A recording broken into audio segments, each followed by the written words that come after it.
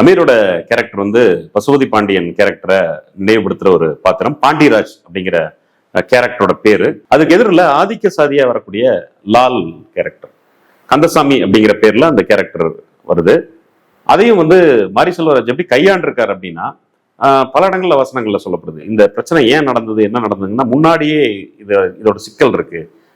உனக்கு முன்னாடி, உன்னுடைய அப்பாவுக்கு முன்னாடி, உன் தாத்தாக்கு முன்னாடி எல்லாம் இந்த பிரச்சனை தொடர்ந்து வருது அப்படிங்கிறது தான். சாதி மோதல்கள் வந்து ரொம்ப அருவருப்பானது அப்படின்னாலும் அதற்கான வேர் தேடி போகும்போது பல சிக்கல்கள் இருக்கு.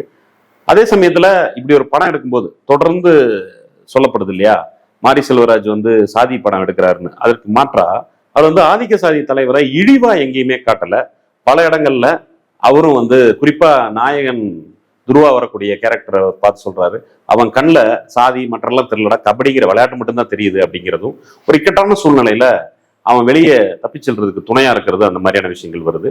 அந்த இடத்துல வந்து அந்த கேரக்டரை இழிவுபடுத்தாம